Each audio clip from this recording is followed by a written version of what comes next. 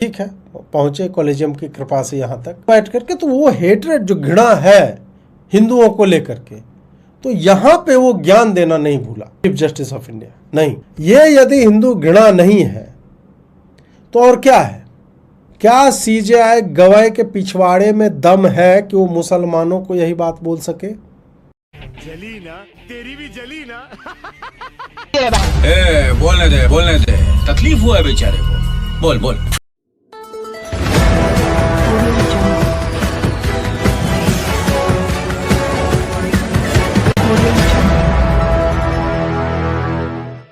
साथियों, जय भीम, नमो बुद्धाय। आप देख रहे हैं द मूक नायक में आपका स्वागत है।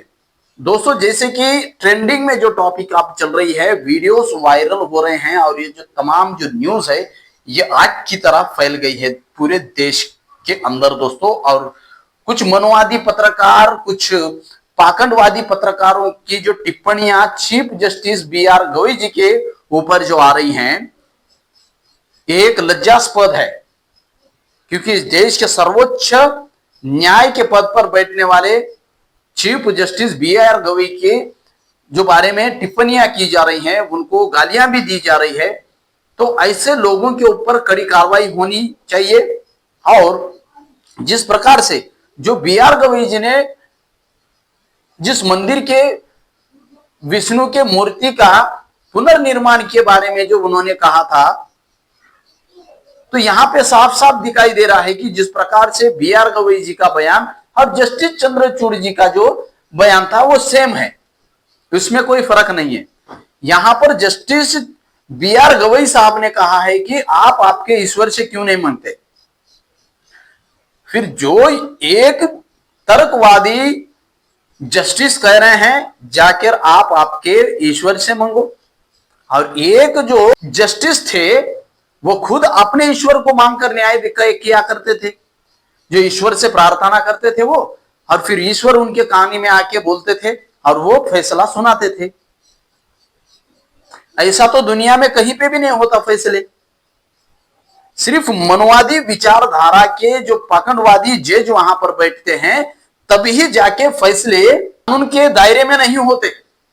वो सिर्फ आस्था को देख के होते हैं। वह ईश्वर के आगे हाथ जोड़कर मन्नत मांगकर फैसले दिए जाते हैं, तो शर्म के मारे डूब जाने की परिस्थिति है। देश के सर्वोच्च न्यायालय में अगर ईश्वर को पूछकर अगर न्याय होता हो, तो फिर कोई अभी मुस्लिम जज बैठेंगे, वो भी अल्लाह को पूछकर ही फिर करेंगे क्या? फिर कोई क्रिश्चियन के जज आएंगे, फिर जीसस को पूछकर वो उनके अंदर में जजमेंट्स हो जाएंगे क्या? इसलिए देश को धर्मनिरपेक्ष देश कहा गया है। ये देश धर्मनिरपेक्ष राज्य है। इसमें कोई भी धर्म के नाम पर फैसले नहीं दिए जाते हैं। यहां पर पूरी तरीके से सबूत देखे जाते हैं, पूरी तरीके से फैक्ट देखा जाता है, तब फैसले सुप्रीम कोर्ट देती है, और पूरे सबूत देखने के बाद ही फैसले दिए जाते हैं। सबसे ज्यादा अगर कोई फैसला अगर दुनिया में चर्चित हुआ होगा तो राम मंदिर का है। उस राम मंदिर के फैसले में खुद जस्टिस चंद्रचूड़ कहते हैं कि मैं ईश्वर के सामने बैठा हूं, जब भी हमारे ऊपर ऐसा कठिन परिस्थिति आती है तो हम ईश्वर को मांगते हैं, तो उनको ईश्वर ने मंदिर दे दिया। फिर वैसा आपको मंदिर मिल रहा है, आपके जस्टिस डी.वाई. चंद्रचूड़ ने तो कहा है कि भाई हमको तो ईश्वर देता है सब कुछ, लेकिन ईश्वर मंदिर में हुए बलात्कार को नहीं रुकाता। ईश्वर ना तो मंदिर में हुए चोरी को नहीं रुका सकता, ना तो ईश्वर अपने ही मंदिर में दिया जला सकता, ना तो ईश्वर उस मंदिर कुछ भी हो जाए अनर्थ ईश्वर नहीं रोक सकता, ना तो ईश्वर ने रोका है। जो भी मुंडी कट गई है, उंगलों ने काटी है या किसी ने काटी है, तब ईश्वर ने खुद की मुंडी कैसे कटवा दी? अरे बाप रे, ये तो धोती खोल रहा है। फिर उस मुंडी को बिटाने के लिए इंसानों की जरूरत पड़ रही है। तो फिर ईश्वर अगर खुद की मुंडी नहीं बचा सकते, और अगर गई है तब ईश्वर के अंदर कुछ शक्तियां नहीं होंगी, या फिर अमावस्या के टाइम में या अंधेरे में आकर के, या ईश्वर सो गए होंगे तब कटी होंगी मुंडी, चलो ठीक है।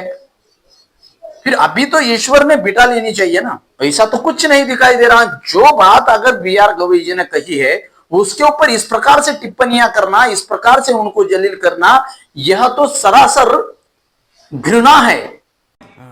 ये बड़ी अच्छी बात कही आप।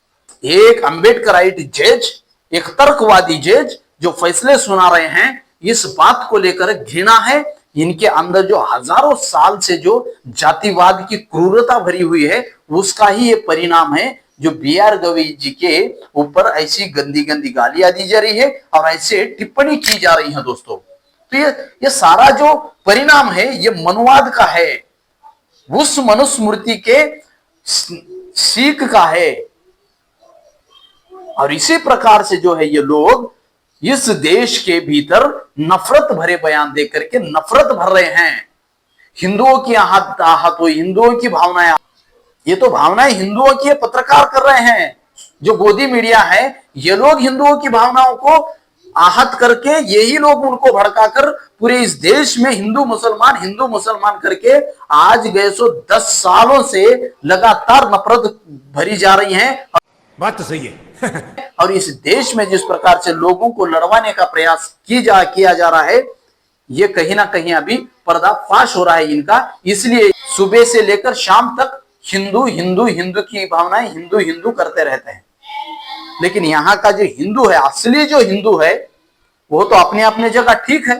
वो तो ना तो किसी हिंदुत्ववाद में पड़ रहा है, ना तो किसी हिंदू राष्ट्र के पीछे जा रहा है। वो तो समता, बंधुता, भाईचारा, हिंदू मुस्लिम सिख ईसाई बौद्ध भाई भाई कहने वाला हिंदू आज भी जिंदा है। और उसका तो कोई सुनने के लिए तैयार नहीं है। इसीलिए ये जो पाखंडवादी पत्रकार है, ये जो पाखंडवादी लोग हैं, हिंदुओं को उकसाने का काम जो कर रहे हैं, पहले इन लोगों की अकल ठिकानी लानी होगी। सरकार ने इस पर कड़ी से कड़ी कार्रवाई करने का समय है। जस्टिस वो खुद मांग रहे हैं और एक जस्टिस कह रहे हैं कि आप मांग लो।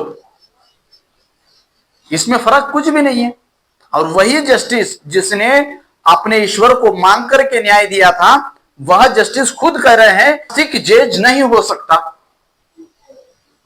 ऐसे ही पाखंडवादी जज रहेंगे तो इस देश में तो ऐसे ही न्याय हो जाएंगे। आस्था के ऊपर कोई भी आ जाएगा, यह हमारी आस्था है। तो यूनेस्को के हाथ में जो वर्ल्ड हेरिटेज प्लेस है उसे जैसे कि वैसे ही रख देना चाहिए, ना कि उसमें कोई फेरबदल करने का होता है।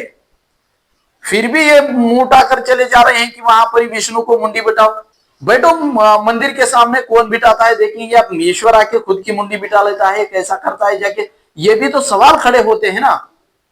तो इस प्रकार से इस देश में जो अधर्म चल रहा है यह बहुत आने वाले समय के लिए घातक है। और ये जो टिप्पणियां बी आर गवई जी के साथ की जा रही है, उनको जिस प्रकार से बातों से जलील किया जा रहा है, ऐसे पाखंडवादियों को सजा होना जरूरी है। और दोस्तों, ऐसे ही इस देश को नफरत भरे बयानों से बांटा जा रहा है, तो सतर्क रहिए और तर्क से देखकर न्याय की भाषा करने का प्रयास करें।